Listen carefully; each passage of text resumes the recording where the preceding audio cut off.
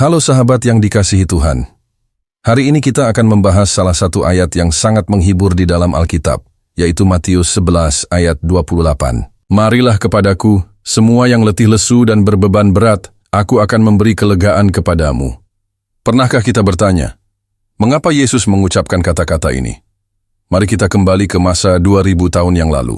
Pada masa itu, bangsa Israel hidup di bawah penjajahan Kekaisaran Romawi. Mereka tidak hanya harus membayar pajak yang berat kepada Roma, tetapi juga dipaksa mengikuti hukum-hukum yang memberatkan. Para pemimpin agama Yahudi menambah beban dengan menerapkan 613 peraturan yang harus dipatuhi. Bayangkan betapa beratnya.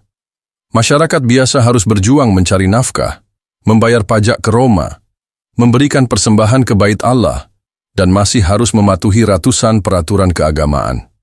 Inilah yang membuat mereka letih lesu dan berbeban berat. Yesus melihat penderitaan ini. Dia berbicara kepada orang-orang biasa, para petani, nelayan, pedagang kecil, janda, dan semua yang merasa tertindas oleh sistem yang ada. Dalam Matius 23 ayat 4, Yesus mengkritik para pemimpin agama.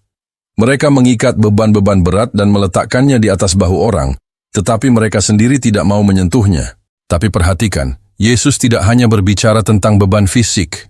Dalam konteks yang lebih dalam, dia berbicara tentang beban dosa, rasa bersalah, dan keterasingan dari Allah.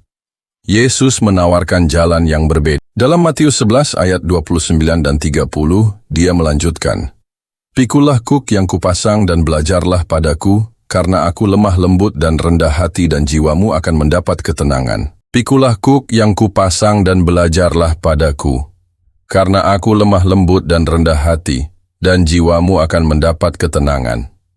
Sebab kuk yang kupasang itu enak, dan bebanku pun ringan." Untuk kita hari ini, ayat ini membawa penghiburan luar biasa. Mungkin kita sedang menghadapi tekanan pekerjaan, masalah keluarga, beban keuangan, atau pergumulan batin. Yesus mengundang kita untuk datang kepadanya. Seperti dikatakan dalam 1 Petrus 5 ayat 7, "Serahkanlah segala kekhawatiranmu kepadanya, sebab Ia yang memelihara kamu." Filipi 4 ayat 6 dan 7 menguatkan kita.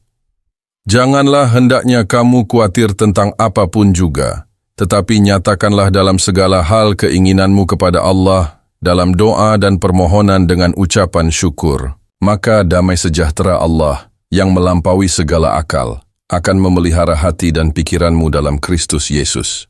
Sahabat terkasih, izinkan saya menutup dengan pernyataan ini. Tuhan Yesus bukan hanya memahami beban kita, tetapi Dia juga mampu dan mau menanggungnya bersama kita.